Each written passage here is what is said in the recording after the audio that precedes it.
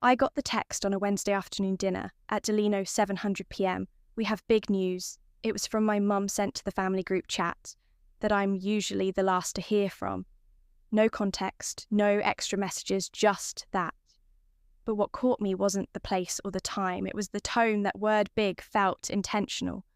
Like they wanted me to be curious, like they wanted me there, and I went. Because no matter how distant things have felt lately, they're still my family. Right? I remember pulling into the parking lot that night. The sun was just starting to dip, casting these long shadows across the pavement.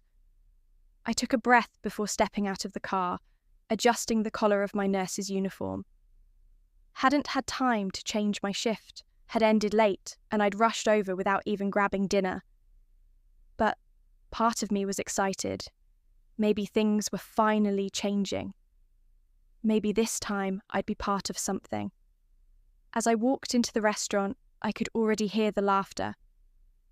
I turned the corner into the private dining room and froze there. They all were my mum. Marlene sipping wine and smiling like she was posing for a magazine cover. My dad, Gerald, arms crossed, nodding politely as he listened to Tessa and Tessa. My younger sister was glowing, her hair freshly styled makeup, flawless, surrounded by everyone's attention. As always, even my grandfather Walter was there sitting at the end of the table, quiet as usual, but present. They were all there except me. No one had saved me a seat, but that wasn't the first thing. I noticed my eyes landed on the oversized white banner stretched across the back wall. Congratulations to our real daughter. Big bold letters, glittery loud. It hit me like a slap. I stood there trying to make sense of it. No one looked shocked to see me. No one apologized. My mum raised her glass casually and said, "Oh, good. You made it. We've already started." Tessa looked me up and down and smirked. Didn't have time to change. I nodded stiffly and forced a smile got off. Work late. There was a weird kind of silence after that. Not awkward, comfortable for them. Like I was the guest, not the daughter. Like this wasn't for me at all. A waiter came by and slid a spare chair to the edge of the table for me. No one moved to make room. I sat there quietly, trying to shrink myself small enough to disappear. That's when my mother lifted her glass again to Tessa. She said with a proud, dramatic smile, "Our real daughter, we finally have something to celebrate." Everyone clinked their glasses except me. I stared down at the tablecloth, unsure if I'd misheard real daughter. Tessa laughed. Okay, I'll explain," she said like she was telling a joke. She leaned in with a gleam in her eye. "I did one of those DNA kits. It turns out I'm not adopted. I'm actually your biological child. Mum and Dad thought they had me through surrogacy, but I'm theirs, fully, completely theirs." People cheered like it was a gender reveal party. Gerald wiped away an emotional tear. My mum placed her hand over her heart. I blinked, trying to keep my voice steady. "Wait, what does that mean about me?" The table quieted for a second. Then Marlene gave the smallest shrug. "Well, honey, you were part of the same process. It was complicated, we were young, mistakes happen." Laughter rose again, louder this time. I sat there suddenly cold in a room full of warmth I wasn't invited into, and just when I thought I couldn't feel smaller, the waiter came back. He walked over to me, not anyone else, and handed me a small sealed envelope. "The owner asked me to give this to you," he said. Everyone at the table turned to look. I looked down at the envelope. My name was handwritten across the front. Just my name. And in that moment, everything shifted. I wasn't born into this family, at least not in the way most people are, but growing up, no one ever said anything different. My parents, Marlene and Gerald, had always been distant, but they called me their daughter. They gave me their last name. I called them Mum and Dad. They fed me, clothed me, sent me to school from the outside.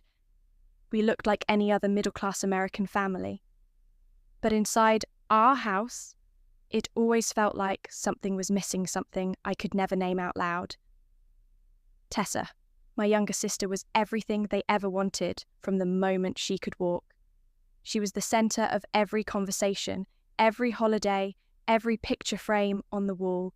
She was their golden girl, blonde curls, pageant smile, straight A's with half the effort, and me, I was the one who remembered to take out the trash, the one who sat in the back seat during vacation so Tessa could have the window, the one who always made her own birthday cake because Mum ran out of time. I don't remember the last time either of them told me they were proud of me. Not when I got into nursing school, not when I stayed up 36 hours during the COVID crisis, not even when I paid off my student loans by working double shifts every weekend. But I didn't complain. I thought maybe that was just how families worked.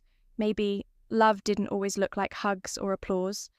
Maybe being the responsible one meant you didn't get a spotlight, and despite all the little cracks, I stayed close. I called on birthdays, I offered rides to the airport. I showed up to Christmas with gifts, even when no one thought to get me one. I never missed a dinner invite because, deep down, I kept hoping this time would be different. That's why, when the group text came in about the dinner at Delino's, I told myself maybe they're finally going to see me. Maybe the big news was about something we could all share, maybe I'd finally be part of the celebration. Not just a spectator. I was tired that day, physically and emotionally. 12 hours on the hospital floor, 2 codes called one patient. I couldn't save, but I didn't cancel. I didn't want to be the one who bailed. I'd gotten used to being the one who showed up even when it hurt. I remember putting on a bit of lipstick in my car mirror, trying to pull myself together. I told myself, don't overthink it. Go and smile. Maybe this time will be different. But nothing could have prepared me for that moment, that banner, that sentence, congrats to our daughter. It wasn't just a party, it was a statement, a line drawn in glitter between who belonged and who didn't, and the way they looked at me when I asked, what does that mean about me? Like I was the one making things uncomfortable, like I was overreacting to something they thought was a harmless joke. It told me everything I needed to know. Still, I didn't leave, not right away. I stayed in that chair with my hands in my lap and my heart beating out of rhythm. I waited for anyone to notice the pain on my face to ask if I was okay. No one did, and then the envelope came. The waiter placed it down gently, respectfully, like it was something sacred. The outside was simple, just my name in black ink. Kalina. I hadn't seen my name written like that in years, not in handwriting, not like it mattered, and that's when I knew this wasn't part of their plan. This wasn't something they arranged. This was something different someone had known. I'd need this moment, that I'd need the truth. And somehow they'd made sure it found me. My hands were shaking as I picked it up. I didn't know it yet, but what was inside that envelope was going to flip everything. I thought I knew upside down. Not just about that dinner, about my entire life. I didn't open the envelope right away. I held it in my hands like it was something fragile, something that could either save me or destroy me. The paper was thick, almost old-fashioned, and the handwriting was sharp and deliberate. Someone had taken their time, someone had wanted this to reach me, and I didn't know if that terrified me or gave me hope, but I couldn't open it. Not there, not while I was still surrounded by people who were pretending I didn't exist. I slipped it into my coat pocket and looked up. The conversation had moved on without me. Tessa was now talking about her DNA test, like it was the climax of a rom-com. I honestly just did it for fun, she said, swirling her wine. But when I got the results, I was shocked. Apparently, I'm 100% biological. No donor, no mix-up, just me. The real deal. Everyone laughed again. Even Grandpa Walter gave a polite nod. Though I noticed he wasn't laughing with his eyes. I finally found my voice and asked quietly, "So, what does that mean about me?" For a second, no one said anything. My dad looked toward the wall, like he was trying to remember a dentist appointment. My mum shifted in her seat and gave this small rehearsed smile. "Well," she said, "we used 2 embryos back then. The clinic didn't tell you much. We didn't ask too many questions," Tessa interrupted. "Basically, it was a mix-up. I'm theirs, Alina. You might be someone else's?" She said it with a laugh, like she was saying, I'd ordered the wrong Starbucks drink. Everyone chuckled along except me. I wanted to leave. I wanted to scream. But I sat there completely still, like my body had detached from the room. My mum reached across the table to pour herself more water. It doesn't really change anything, though. She added casually, You're still family? Still family?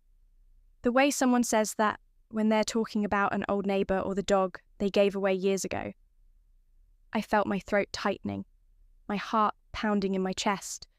Not fast, but heavy, like it was dragging the rest of me down.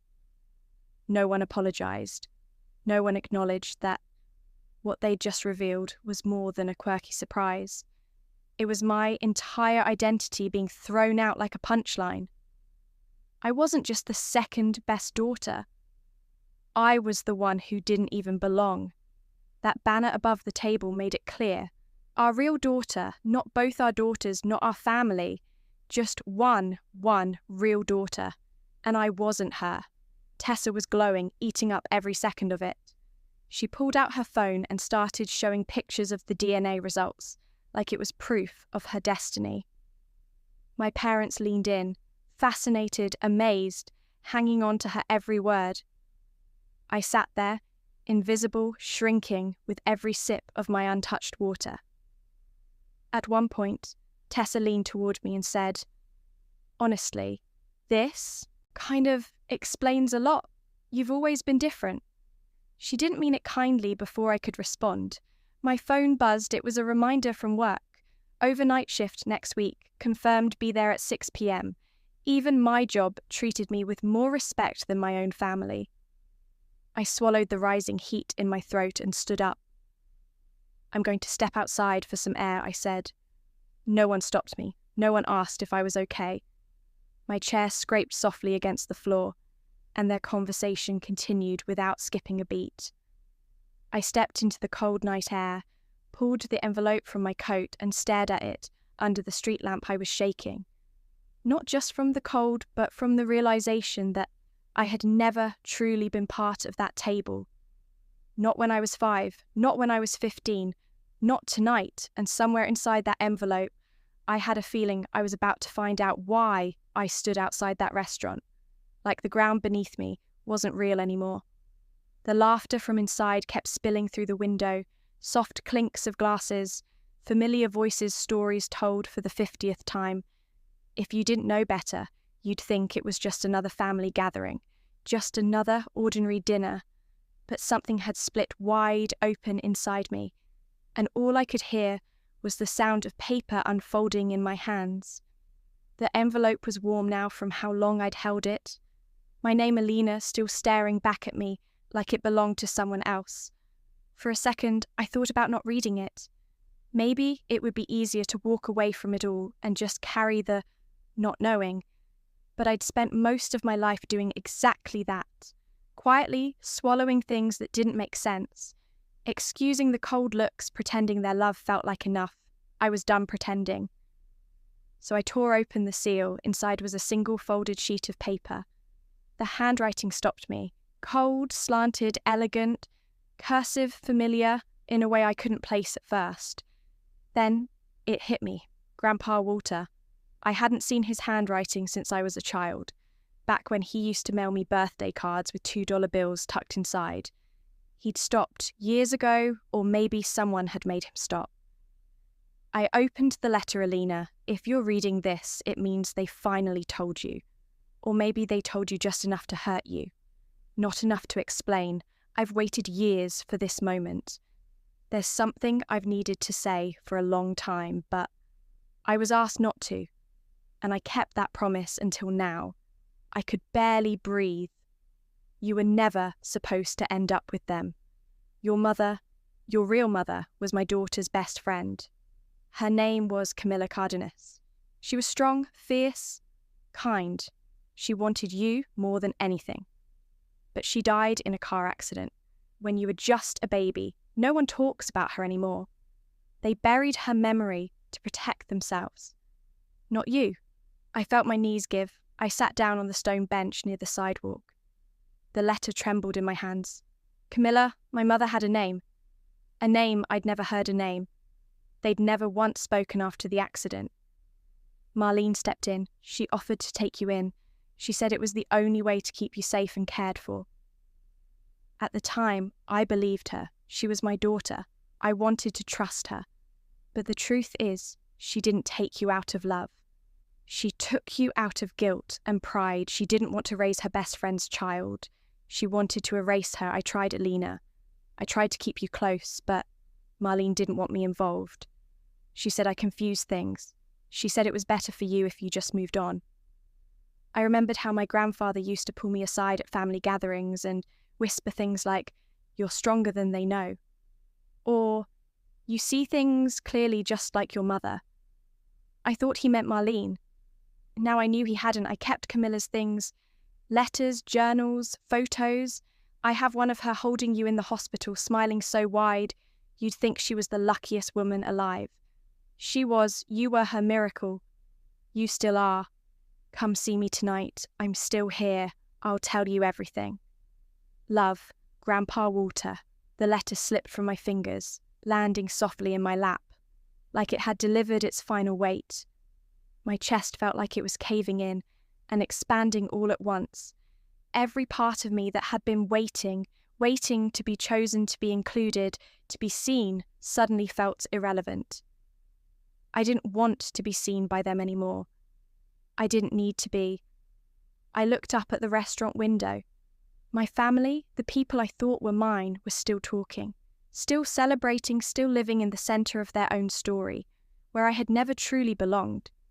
They hadn't lost anything tonight, but I had found something, a thread of truth, a name, a mother, a grandfather who had never given up on me, a family I had never been told about, one that might have actually loved me the way I'd always longed for. I stood up this time. I didn't hesitate. I walked straight to my car, hands steady. Now I didn't say goodbye. I didn't owe them that they'd had 30 years to tell me the truth and they chose silence. But someone else had chosen love and he was waiting for me. The drive to Grandpa Walter's house felt longer then. It was only 15 minutes from the restaurant, but every red light stretched into an eternity. My fingers gripped the steering wheel tighter than I needed to. My thoughts raced faster than my heart. I was shaking, not from fear, but from the overwhelming pull of something I had never felt before. Truth. I didn't know what I'd find when I got there. I just knew I had to go. When I pulled into the driveway, his porch light was already on. He was sitting on the swing exactly like he had when I was little. Back then, I'd climb onto the seat beside him and ask questions about everything I'd thought of him as the only adult who really listened to me. Now I knew why he stood up slowly when he saw me. No words at first, he just opened his arms and I walked into them. Like I was coming home, he held me longer than I expected. Longer than anyone had in years when he pulled back. His eyes were glassy, but his voice was steady. "I'm so sorry you had to find out like that." I nodded too, choked up to answer.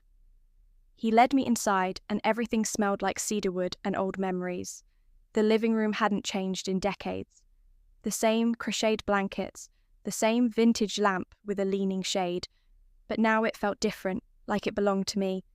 Somehow, on the coffee table sat a small wooden box. He opened it slowly as if it were sacred. Inside were letters stacked carefully, all in the same handwriting. "Some addressed to me, some never sent your mother, wrote these during her pregnancy," he said, "and a few after you were born, she used to say she could feel your heartbeat. Before you even kicked, she talked to you every day. She loved you so fiercely." Alina. He handed me a photograph. It was a hospital room. A young woman with deep brown eyes and long dark hair was cradling a newborn. Her face was soft glowing. Joyful. "That's Camilla," he said. The room blurred around me. I had never seen her before, but I knew her. I looked at her the way a child looks into a mirror for the first time and finally sees their own face clearly. I saw myself in her nose, her cheekbones, the way she cradled me like I was everything that picture did something. No DNA test or family dinner ever could. It made me feel real. My voice trembled. Why didn't they tell me Walter sat down beside me? They didn't want to love something that reminded them of what they took. Marlene always lived in Camilla's shadow when Camilla died. She saw her chance to rewrite the story, and Gerald, he just followed, whatever made life easier. But I knew I couldn't let Camilla's daughter vanish, so I stayed close as they'd let me, and I waited for the day you'd come to me.